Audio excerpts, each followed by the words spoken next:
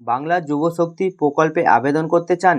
তাহলে এখনই এই ভিডিওটি দেখে নিন, কারণ আবেদন শুরু হওয়ার আগে যদি এই ডকুমেন্টগুলো তৈরি না রাখেন তাহলে আবেদন করার সময় সমস্যায় পড়তে পারেন। আজকের এই ভিডিওতে আমি জানিয়ে দেব বাংলা যুবশক্তি প্রকল্পে আবেদন করার আগে কোন কোন ডকুমেন্ট প্রস্তুত রাখতে হবে। আপনাদের অনেকে জানেন আগের আবেদন পর্ব শেষ হয়ে গিয়েছিল, এখন নতুন আবেদন শুরু হওয়ার আপডেটের অপেক্ষায় অনেকেই রয়েছেন।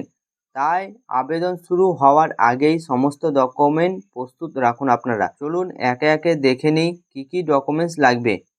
প্রথমে আপনাদের মাধ্যমিক অ্যাডমিট কার্ড, মাধ্যমিকের যে অ্যাডমিট কার্ডটা আছে সেটা লাগবে।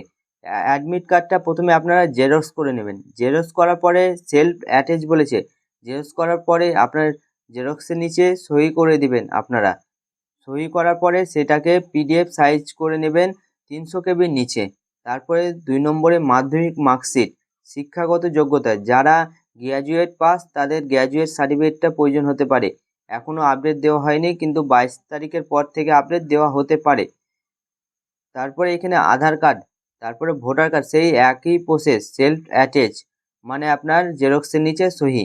তারপরে ব্যাংক পাসবুক, তারপরে এসটি ওবিসি সার্টিফিকেট যদি থেকে থাকে তবে আপনারা আপলোড করবেন।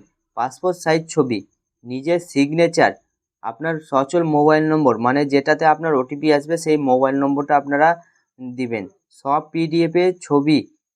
পিডিএফ এবং ছবি আগে থেকেই সঠিক সাইজে তৈরি করে রাখুন।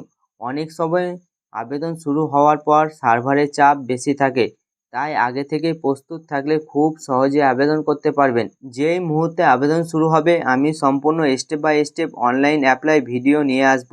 তাই ভিডিওটি যদি আপনার ভালো লেগে থাকে তবে একটা লাইক অ্যান্ড একটা সাবস্ক্রাইব করে চ্যানেলের পাশে থাকুন এর পরবর্তী ভিডিও পাওয়ার জন্য।